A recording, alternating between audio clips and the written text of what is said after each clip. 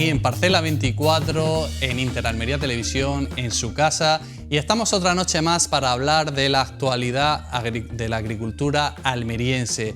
Esta semana la verdad que viene cargada, hemos tenido el paso de otra borrasca y tendremos que ver los daños que ha causado en las fincas almerienses.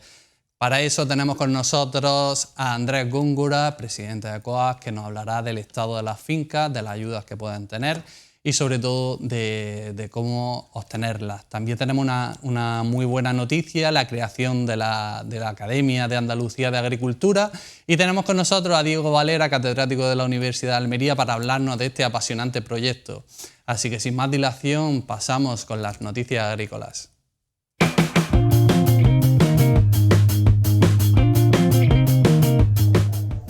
La provincia y en concreto el Parque Científico Tecnológico de Almería, el PITA, acogerá la Academia Andaluza de la Agricultura, una entidad científica propia y con valor estratégico con la que la Administración regional refuerza el papel de nuestra tierra como nodo central de conocimiento agrario andaluz. Tendrá su sede en el PITA. Muchísimas gracias, gerente, por albergar la academia, y que al fin y al cabo es una estructura que no viene a suplantar nada, sino a generar sinergia, a generar colaboración y con lo que es el objetivo de una academia, ¿no? Una mayor transmisión del conocimiento hacia la sociedad y desde luego una mayor transmisión de ese conocimiento también dentro de los distintos agentes. Servir en ocasiones de nexo de unión. El catedrático de la Universidad de Almería, Diego Valera, será la cabeza visible de esta nueva institución académica. Aspiramos a ser un espacio de referencia donde confluyan universidades, los centros de investigación, las entidades tecnológicas, las empresas y el propio sector productor. Un espacio que sume, no que compita, y que ordene, no que disperse, con un objetivo sencillo de enunciar y exigente para llevarlo a cabo: convertir conocimiento en valor y valor en competitividad y en futuro. Tras su aprobación por el Consejo de Gobierno de la Junta, la Academia Andaluza de la Agricultura iniciará su camino, la primera institución de este tipo en nuestra provincia.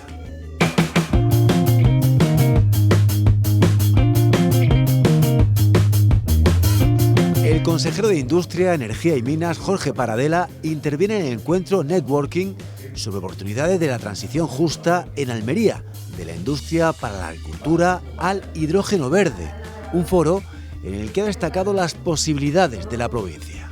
Almería siempre decimos que tiene un futuro enorme en el mundo del hidrógeno también.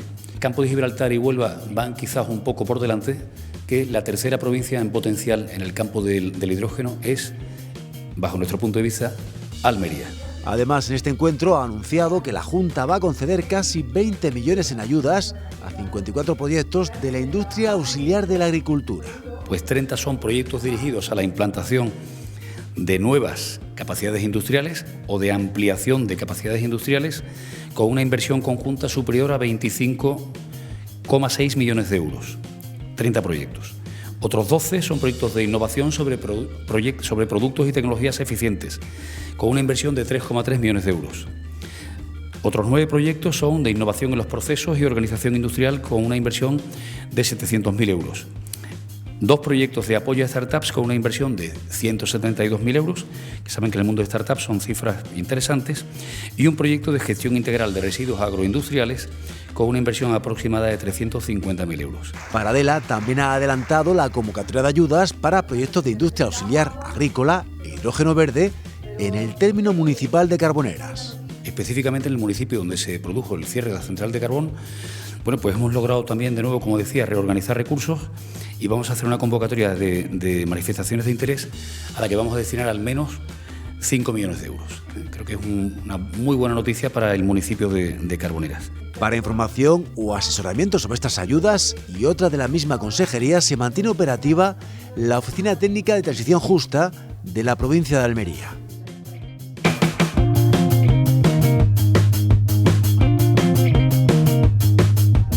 Ellas son Aida María Berenguel, cofundadora de Biogenox, Remedios Fernández, creadora del proyecto Momanjic, María Dolores Hidalgo, de la empresa Campos de Uleila, y Susana Lirola, diseñadora de moda.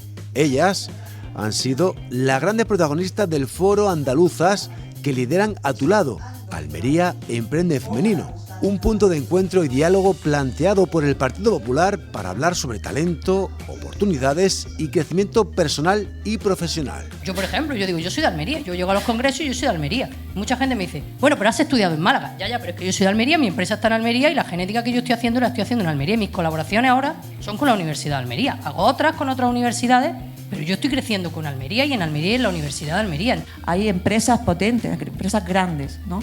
Entonces, si no tuviéramos talento almeriano, pues muchas empresas no nos contratarían para trabajar de forma online. El talento está, hay que buscarlo porque Almería y yo que estoy cerca de la universidad, hay investigaciones, hay investigadores y hay gente con mucho talento. Como ha cambiado tanto las reglas del juego, pues antes las empresas de moda eran como muy grandes y los pequeños eran muy pequeños.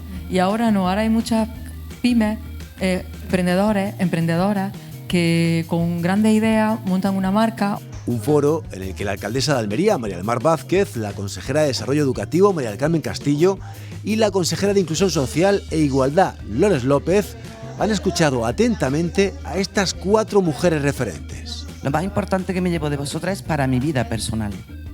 Yo quiero ser valiente, quiero liderar algún día y tengo miedos que superar en mi vida personal y en mi vida profesional. Sí, lideráis. Para todos los que estamos aquí, por lo menos para mí, muchos de los que estamos aquí, habéis sido hoy todo un ejemplo. Y si hoy habéis sido todo un ejemplo, esto no pasa por casualidad en la vida. Es porque lo venís haciendo desde hace mucho tiempo. Esta es la primera parada de un ciclo de foros provinciales en los que las mujeres almerienses serán las grandes protagonistas y van a compartir sus experiencias en distintos sectores productivos.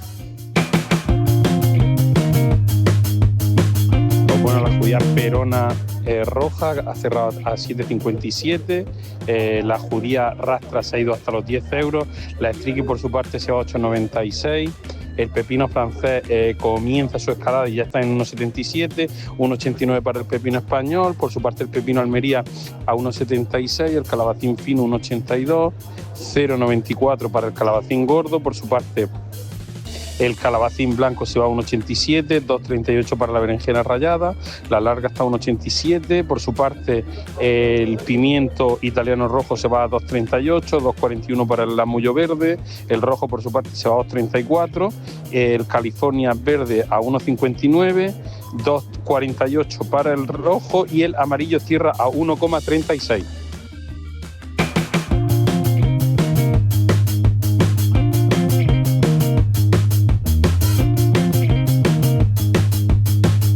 Bueno, como habíamos prometido, nos toca hablar un poquito de la actualidad. La semana pasada hemos tenido una semana, la verdad, un poco convulsa porque no nos acabamos de acostumbrar, pero entran borrascas y arrasan con todo. Hemos visto los daños producidos dentro de la provincia almeriense por Oriana. Y para que nos haga un poco un resumen de la situación y para saber cómo estamos en nuestro campo almeriense, tenemos con nosotros a Andrés Góngora, presidente de COAG.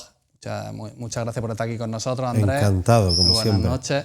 Y para conocer un poquito de los daños que has podido ver en el campo almeriense, porque entiendo que la situación de los agricultores, de algunos agricultores, son muy duras. Bueno, hay que diferenciar entre dos tipos de daños que se han ido ocasionando a lo largo de estos casi 2 meses. Sí.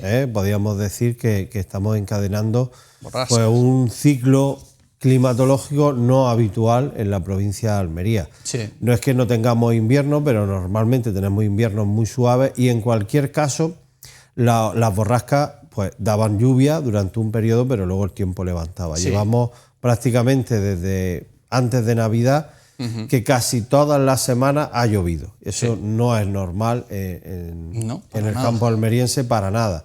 Ni las estructuras de producción en muchos casos están preparadas para eso. Entonces, decía, hay 2 tipos de daños que son muy claros. Por un lado está el daño ocasionado por las lluvias persistentes que generan enfermedades, bien sea de suelo, por encharcamiento o bien sea por la humedad que hay dentro del invernadero. Claro. Ahí los daños son muy importantes, a la vez que muy difícil de evaluar. Estamos hablando de botrytis, de mildium. Estamos hablando de fusarium, en el caso de suelo, en fin, Claro, al final no son daños directos que podemos ver justo el día después de que haya pasado la borrasca. Y ahí también hacer especial incidencia en la falta de herramientas fitosanitarias, porque anteriormente teníamos alguna herramienta más, que por ejemplo el Mancocés, que era muy conocido en el campo almeriense, y son herramientas que prácticamente nos queda azufre y cobre y poco más, un poquito más.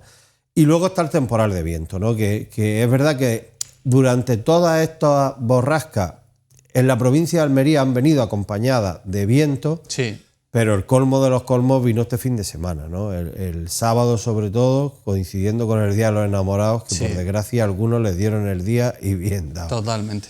Ahí parece que hubo un giro en la dirección del viento, sobre todo en determinadas zonas.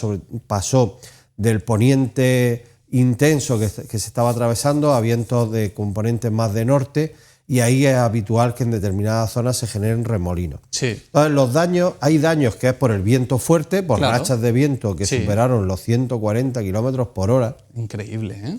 Que es una barbaridad. Eso es una barbaridad. Y luego los remolinos. Cuando entra un remolino en un invernadero, no diferencia entre nuevos, viejos, mejor punteados o peor punteados. Totalmente, da igual. Porque al final no hablamos de que se ha llevado el plástico de invernaderos que fuese a lo mejor con los pilares que tuviese de madera, sino vemos que no ha habido distinción. Entonces ahí sí, hemos contabilizado, y la Delegación de Agricultura estuvimos ayer con ellos, en torno a 50 hectáreas de invernadero que no se pueden reconstruir. O sea, son invernaderos que están en el suelo, literalmente, para empezar a hacerlos de nuevo. Y en torno a 200, que seguramente serán ya a esta altura bastantes más, con daños parciales, daños que se ha llevado el tejido de arriba, plástico, ventanas, sobre todo eso, ¿no? Plásticos, ventanas, los multitúnel, que son los invernaderos más modernos, también en algunos casos muy, muy castigados. Y aunque el foco lo hemos puesto en el término municipal del ejido, es verdad que ya hay daños, que ya nos han comunicado daños prácticamente de todas las zonas de producción, ¿no?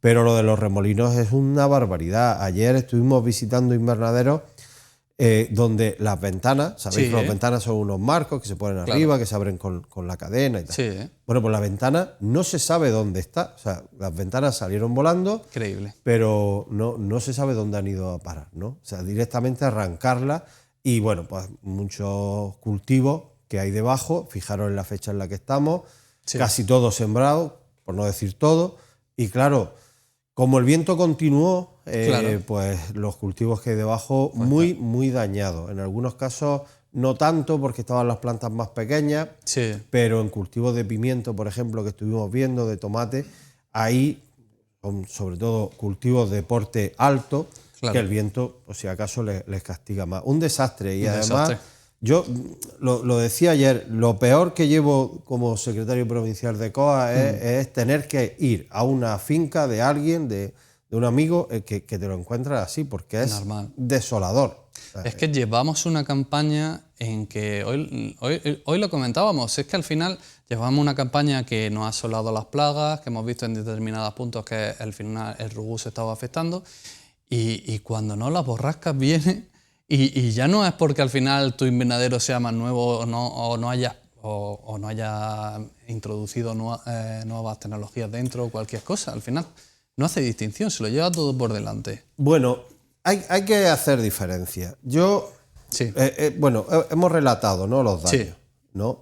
Pero y queremos sentarnos con la Delegación de Agricultura, ya lo hicimos la semana pasada, pero tenemos que ahondar. Estamos planteando un plan de modernización de estructura. Es verdad que contra un remolino, da igual que sea nuevo, viejo o como quiera. Sí, pero tenemos una realidad. El temporal de lluvia sí que ha demostrado que invernaderos planos, más frágiles, que no tienen altura, que no se ventilan bien, son los que más sufren. Ahí ha sido un desastre, ¿no? Y que el invernadero, sin irte a un multitúnel, sino un invernadero alto, más o menos resistente, que tenga sus ventanas, pues se puede combatir algo mejor las plagas. Quizás si habláramos el año pasado, ¿no?, dijéramos, pues todos producen, y es verdad. En unas condiciones normales, casi todos producen. Y casi, si hablas con algún agricultor, te dice que casi el plano bajillo, mejor, casi mejor, sí. ¿no? Pero cuando viene un año así, no. Viene un año. Y eso, bueno, tenemos, no sé el porcentaje, estamos hablando de en torno a un 20% de invernaderos, aunque no hay una cifra, Sí, pero no está claro. estaremos ahí en un 20% de invernaderos planos y ya con más de 30 años, que eso requieren ya sí o sí un plan de modernización por parte de la Junta. A pulmón es difícil porque las estructuras se han disparado de precio y bueno, y empezar a arreglar todo estos invernaderos. A mí me parece algo que obviamente me parece natural y de sentido común, porque muchas veces, si hablamos de construcción, por ejemplo, si hablamos de ingeniería, cuando tú te pones a diseñar un edificio, te pones a diseñar cualquier tipo de construcción, tú haces un histórico y te vas a la situación más desfavorable. Entonces, cuando hacemos un invernadero, también tendríamos que ponernos en una situación la más desfavorable porque son cosas que se pueden volver a repetir. Está claro. Entonces, a mí me gustaría preguntarte al final, ¿qué escenario se le queda al agricultor que ha sufrido estos daños? ¿Qué puede hacer? ¿Seguros? ¿Ayuda? A ver, los invernaderos viejos no se pueden asegurar. Ahora se me van a echar las compañías encima, pero, la si es una realidad, experiencia que tenemos como organización agraria sí, es que cuando asegura, y hay compañías que te lo aseguran, sí, seguramente va a decir, lo que está diciendo el DECOAR no es verdad porque a mí me han asegurado. Pero cuando se asegura un invernadero, que el cerco es de madera, que si me apura no tiene ni cabillas, sino que son todavía de piedra, con alambre, invernaderos planos o invernaderos que ya tienen el tejido de arriba muy oxidado, con muchos alambres partidos, luego te llega un desastre y aunque lo tengas asegurado, la depreciación es altísima y prácticamente lo que te dan pues no te sirve para nada. Entonces, los seguros en estructuras más o menos modernas, sí, perfecto, esa hay que tenerla asegurada. E insistimos hasta la saciedad que hay que tener asegurado tanto la estructura y a ser posible también el cultivo. Claro. Fíjate que hoy, esta mañana, ha salido un paquete de ayudas, ya se han anunciado tanto por el Gobierno central como por la Junta de Andalucía, no para Almería, sino para todos los desastres que estamos viendo en televisión. Pero, por ejemplo, una de las cosas que dicen es que se va a pagar a aquellos que tengan seguro el 100% de las pérdidas. Sabéis que todos los seguros tienen pues una depreciación o tienen algún porcentaje que no te cubre, ¿no? Pues la resolución ha salido dirigida para llegar al 100%. O sea que es importante estar asegurado, pero también es importante tener una estructura que se puedan asegurar. Este es el ejemplo de un coche. Un torriesgo lo puedes tener en un coche nuevo. En un coche que tenga 25 años, tener un seguro torriesgo, ya sabes lo que te va a pasar. No, al final entiendo que tú tienes que asegurar el valor de lo que tienes dentro y muchas veces si la finca no es, como tú bien dices, de las más actuales, pues muchas veces no merece la pena de esa manera. Me gustaría también preguntarte por la producción. ¿Qué esperamos del mercado? Porque hemos visto, como bien decía, que hemos tenido 2 meses prácticamente con borrascas, que hemos tenido plagas que asolaban los invernaderos y también hemos encontrado con virosis. ¿Qué nos podemos esperar en los próximos días con la bajada de producción? Mira, nosotros hemos llegado a calificar el mes de enero, que es con el que se puede barajar, una reducción de la producción con un enero normal, o con enero del año pasado, de en torno a una reducción del 50%. Hay algunos cultivos como pepino y calabacino que quizás más, hay algunos cultivos como pimiento y tomate que quizás menos, ¿no? Pero la reducción está ahí. Los precios se han recuperado, los precios han estado bien precisamente porque se estaban sacando muy poquitos kilos. ¿Qué se viene? Pues desgraciadamente los precios que estamos viendo en esta semana no se reflejan al nivel de producción. La producción no se ha recuperado. Es verdad que tenemos algo más de tomate porque ha salido el sol y los tomates estaban en la planta y están madurando. Pero este descenso de precios, que en el caso del tomate ha sido una barbaridad, estamos por debajo del euro en todas las categorías ya. Pero no puede ser, Andrés, que porque salga el sol 2 días, es que ha salido 2 días. Hemos tenido una barbaridad de viento. Es cierto que no ha llovido tanto la semana pasada, pero hemos visto la pizarra como se desplomaban los precios en algunos cultivos. Pues porque algunos aprovechan lo más mínimo para lo que han dejado de ganar o lo que han ganado de menos durante un tiempo, pues cogérselo ahora, porque no tiene otra explicación. Es un movimiento meramente especulativo. Hay cultivos que van a iniciarse, pero están iniciándose. Los cultivos de primavera todavía no están a máximo rendimiento y no está justificado. Hicimos un llamamiento hace 2 semanas, porque esto ya algunos no lo podíamos venir, de que no se... De que se planteara ante los supermercados y ante las cadenas la realidad productiva existente, ¿no? Pero nada, el mercado no obedece a nada y ya digo, a poco que ha salido un rayo de sol, pues precios a la baja. Yo no considero que esto debe de continuar porque no estaría justificado, ¿no? Es que no tiene ningún sentido cuando hemos visto que la producción ha caído, no se ha recuperado, sale 2 días el sol y vemos cómo se desploma la pizarra. Y me parece que la verdad que creo que hay muchas cosas detrás que afectan a los precios y no son prácticamente el tiempo. Pero me gustaría preguntarte también por los cultivos de primavera, me lo estabas comentando, cultivo primavera-verano.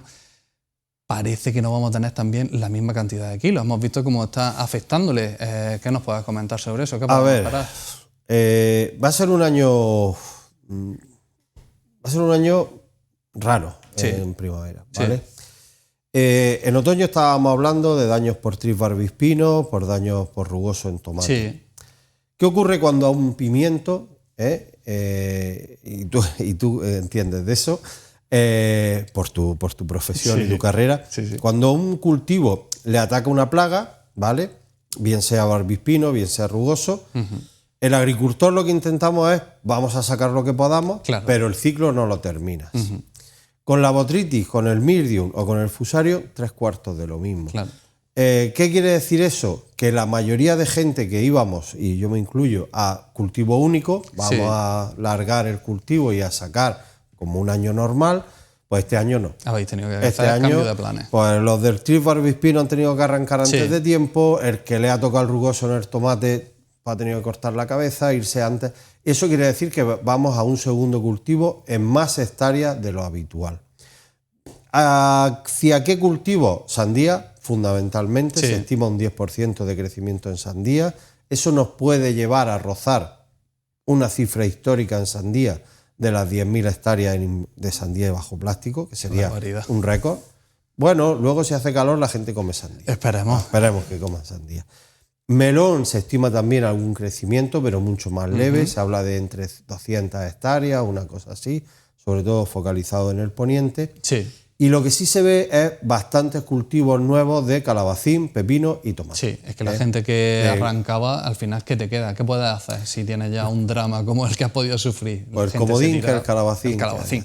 Y sí, ahí, pero son calabacín, es un calabacín que todavía no está en producción, o si está en producción son muy pocos todavía, ¿no? Pero sí es verdad que vamos a tener una primavera con bastante producción. Y fijaros que aunque acabamos de pasar un ciclo de borrasca, eso significa que los consumos de agua en abril, que está lejos todavía, ¿verdad? Abril, mayo y junio pueden ser muy altos. Y bueno, otros años hemos tenido problemas precisamente en esos meses.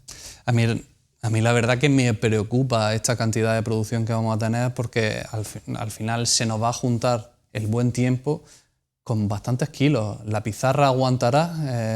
¿Tendremos que activar la extensión de norma otra vez en cultivos como el calabacín? Pues habrá que estar muy vigilantes. Yo creo que la extensión de norma nosotros la apoyamos como organización agraria desde el primer día. Es nuestra razón de estar dentro de la interprofesional. Creo que es una buena herramienta.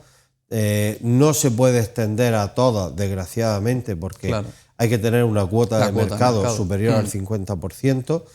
Pero bueno, si hay que activarla, hay que ser valiente y hay que activarla. No tiene sentido, ante una situación de crisis de mercado, mandar segundas categorías al mercado. Es una medida de calidad realmente, ¿no?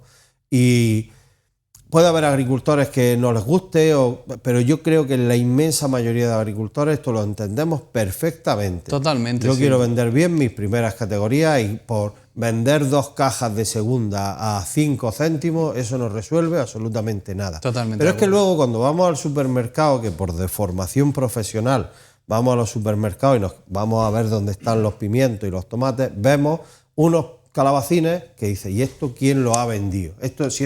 Bueno, pues, y están obligados a poner la categoría. Muchas veces ves primera categoría. Todo es primera.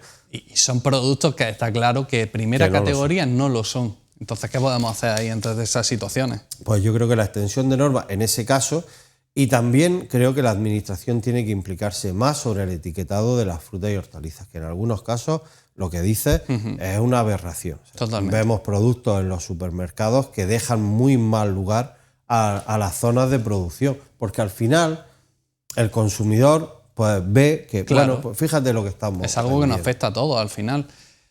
Desde aquí me queda darte las gracias por haber estado con nosotros. Nos quedamos sin tiempo, Andrés, pero hay un mensaje claro. Al final la extensión de la norma es una medida que se toma para ayudar al agricultor. La mayoría de los agricultores con los que yo he hablado es una medida que ellos saben que tienen que hacerlo para que se les respete, sobre todo. Hay muchas veces que nosotros nunca podemos poner el precio que a nosotros nos gustaría, pero sí podemos hacer muchas veces que intentar que se respete, que se pague lo que se merece por ese precio.